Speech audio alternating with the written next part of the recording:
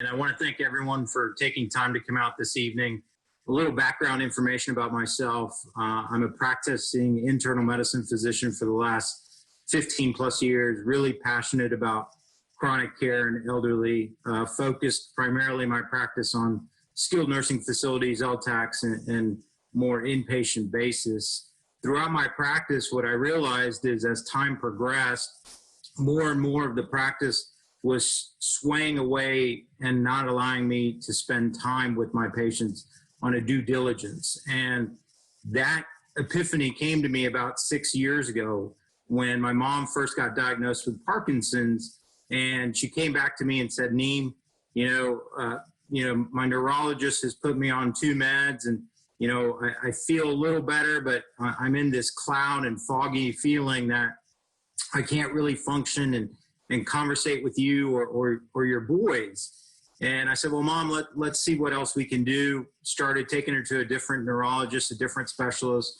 They just coincidentally added more medicines. She was on Mirapex, then Requip, along with the carbidopa, levodopa, then primidone.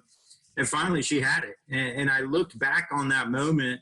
At the same time, I was focusing on my practice, and I saw a lot of my elderly patient population in their 70s and 80s that were coming in and saying the same thing. They're saying, hey, we're really tired.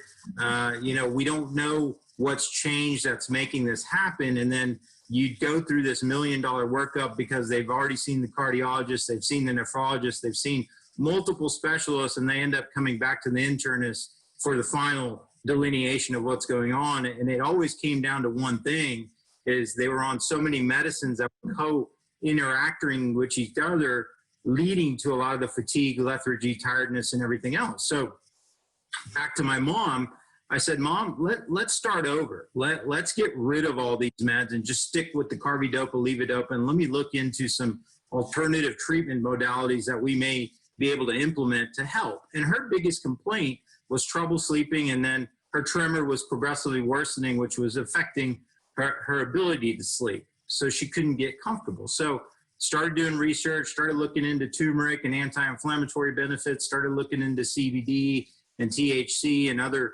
byproducts, and really went around the nation probably about 4 years ago. Went to California, went to Oregon, went to Nevada, went to Colorado, just to get the gist of, hey, what can I provide that's going to improve the quality of life and not just the quantity of life? And I realized that time that led me try CBD on my mom, ended up getting it, and she was amazed. Her functionality improved, her sleep component improved, and she wasn't in this fog anymore. So I started learning more and more about the plant, started understanding the endocannabinoid system. It's a relatively young infancy, in its infancy. So it was only diagnosed and found back in 1990. So there's a lot of data on the endocannabinoid system that comes out of Israel and Europe and overseas, partly because it was deregulated over there.